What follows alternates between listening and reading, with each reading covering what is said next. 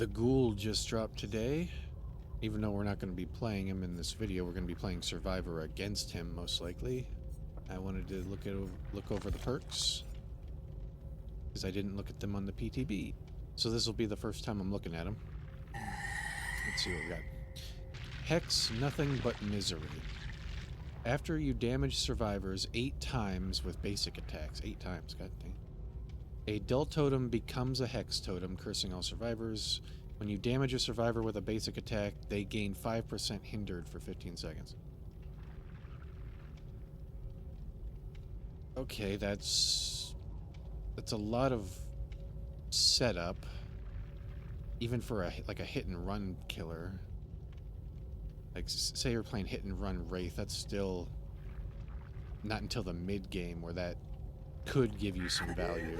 15% hindered, especially if the survivors aren't expecting it, isn't nothing. Like that could get an M1 killer some insta downs, and even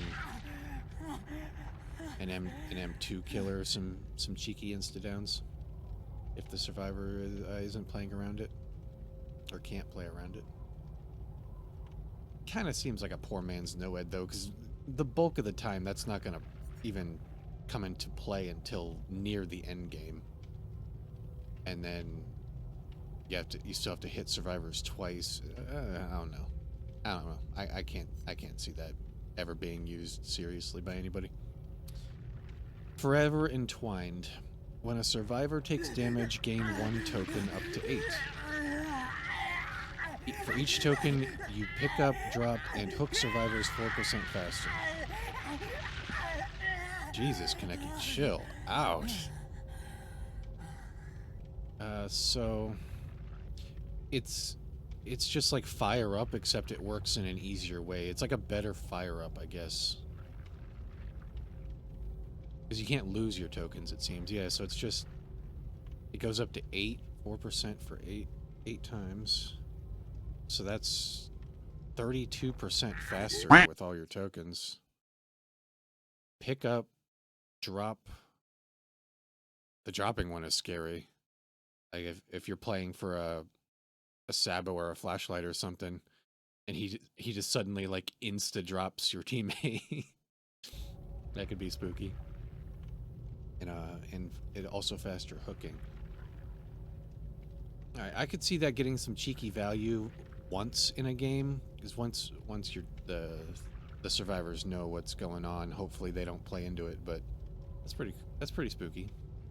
It's kind of like Fire Up and Stabiffle, in the sense that the survivors are going to be thrown off by the weird timings of your actions. Not it doesn't affect the same thing Stabiffle does, but it's the same archetype of perk. Just throw the survivor's muscle memory off perk, you know? Alright. None are free.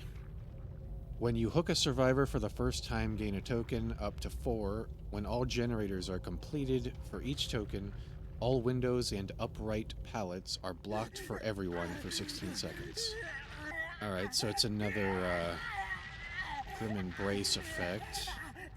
And this guy really, like, is having a bad day. Holy shit. So, right in the end game, if you spread hooks, all windows and upright pallets are blocked for up to 1 minute and 8 seconds, which isn't nothing. Just like his other perk, that if the survivors aren't expecting it, it could totally throw them off, and you could cheese out a down you didn't otherwise deserve. That's pretty much what all 3 of his perks are. Just like mess with the survivor's head. I wonder if that was intentional. Just to have 3 kind of mind gamey, throw off the survivor's balance style perks, not necessarily good perks. Oh, well, interesting.